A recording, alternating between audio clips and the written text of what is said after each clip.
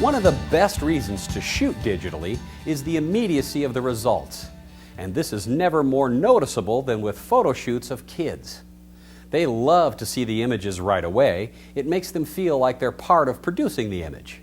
And being as kids actually have a shorter attention span than most photographers I know, this is a great way to keep them in the shoot and keep them from getting bored. Here's a fun image that we've created of a handsome young man that's a light-hearted portrait that not only expresses his sense of humor and personality, but is a real treasure for his parents. Lighting for this shot is both simple and complex. Simple because we've chosen an on-the-lens axis type of illumination for our subject that features a softbox placed above the lens axis and another one placed just below.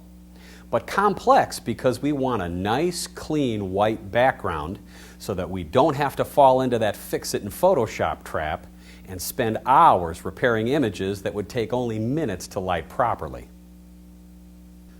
Now let's start at the background with this shot.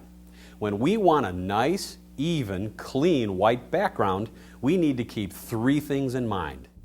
1. Use white paper. Be sure to use a true white colored background paper, not an Arctic white or super white, because those have an element of blue in them to snap up the contrast of black and white images. We don't want any source of blue in our background at all. We want clean, pure, neutral white. 2. Use a quality lens.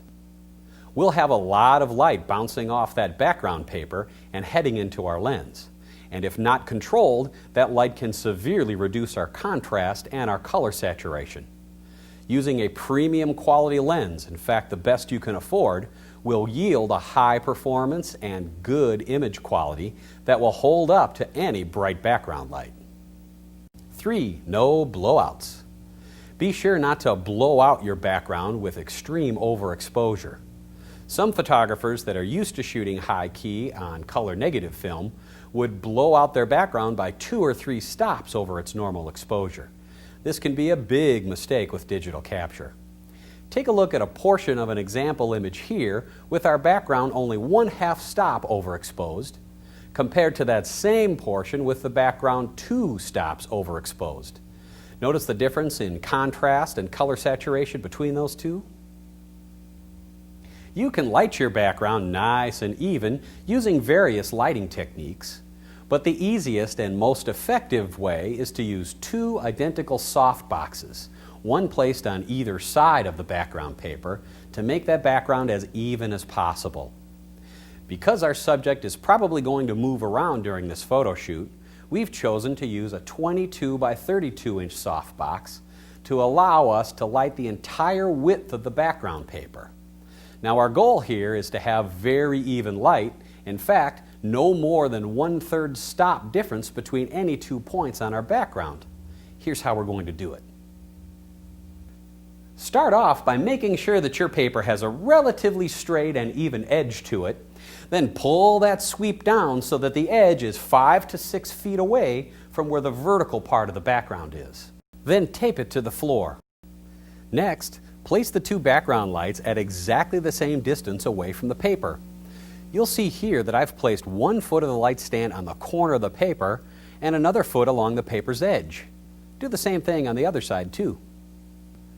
Using the corner of the sweep paper for a placement guide is smart because if at any time during the shoot you're to bump one of these backlights, you'll know exactly where to replace them to keep your lighting even. Next, adjust the elevation of these soft boxes so that their center is right on your lens axis. And aim the center of each softbox at the far vertical edge of the paper. This will provide the right amount of overlap when we fire both those strobes together. But let's meter them individually first. With a pencil, make a light mark right where the lens axis meets the paper. This will be our metering point for balancing the background lights. Now place your flash meter on the mark and point the dome exactly into your lens and take a test reading from only one of the background lights. Adjust the power of this one strobe so it's a half stop less than your working aperture. And for the image I'm about to create, I've chosen a relatively shallow depth of field, so I'm going to have f8.0 as my working aperture. So I've balanced out the exposure value of that one softbox to be f5.6.5. Now we'll do the same thing with the other background strobe, firing all by itself and measuring from the same metering point. Now this one's at f5.6.5. And when we combine both of those background lights together, they'll give us about f8.5 worth of exposure value. That's a half a stop over our working aperture, so we've got a half stop overexposure, and that's right where we want it. For digital capture high key, we like to have a half stop overexposure on our white background paper. Now, how even really is our lighting? Well, we know that at our metering point with both strobes firing, we get f8.5. But what about on the edges and corners? Well, if we measure here at the top of our frame, we find out we're also at f8.5. And how about here down at the bottom? f8.6. We want to make sure that if you pick any 2 points on our background, you'll see there's no greater difference than about 1/3 of an f-stop. That's nice, even, high-key lighting. An easier way of measuring the evenness of your background illumination is with a spot meter. Now, when the dome of your incident meter measures f8.5 worth of light that's falling onto it, you can expect the light that's bouncing off of that white background paper to read somewhere around f22 when you measure it with your spot meter. Now, this does depend on the brand and type of background paper you're using, but it'll be somewhere around f22. Using your spot meter for this type of measurement is very easy. First, start on your lens axis and then point the spot meter at as many different sections as you like and compare the results. And if you discover that the outside edges of your background are now darker than the center of your background by more than 2/10 of an f-stop, you need to use a little feathering technique on those soft boxes in the back. And here's what to do.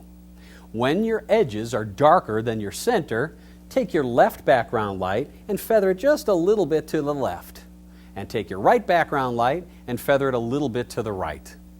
That should give you the evenness that you're looking for. And remember, a little bit of feathering goes a long way in this kind of lighting.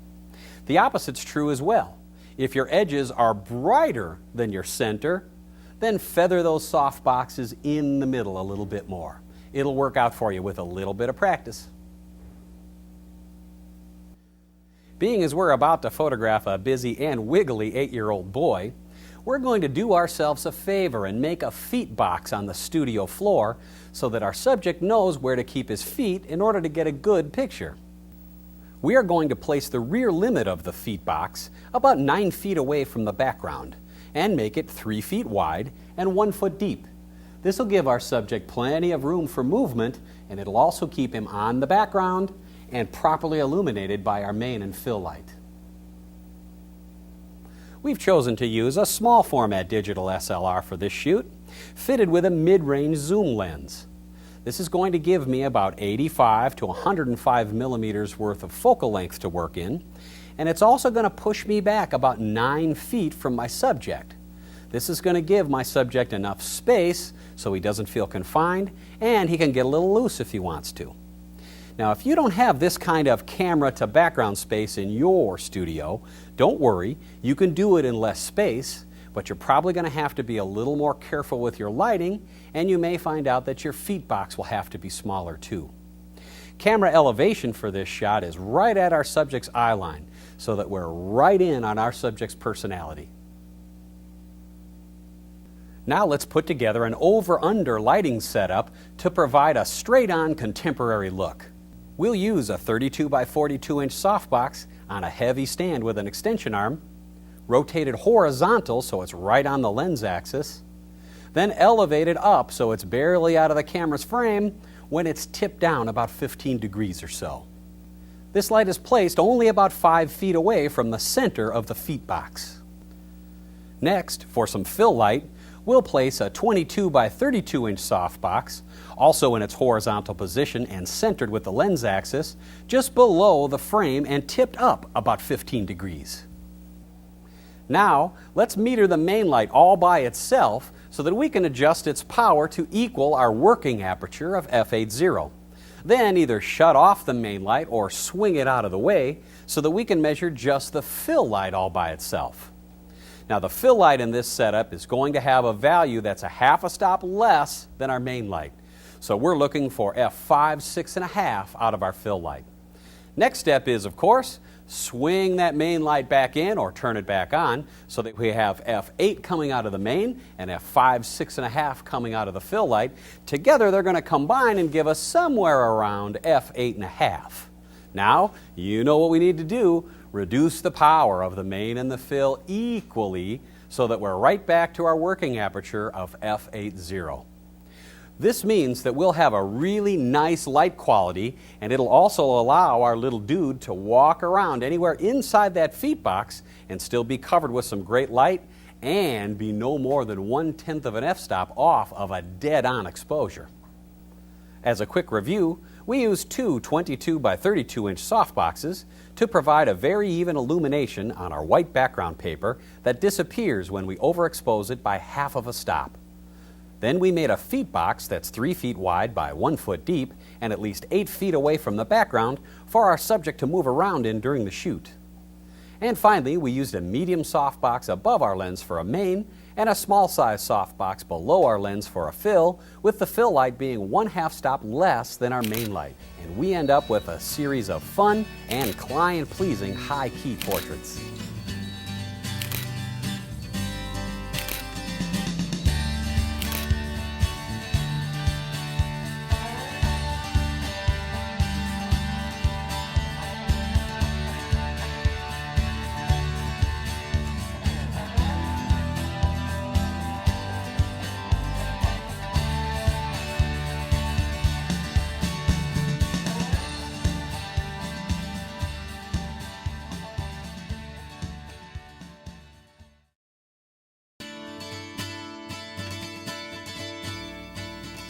Thank you so much for joining us today for our approach to Level 2 lighting for digital capture.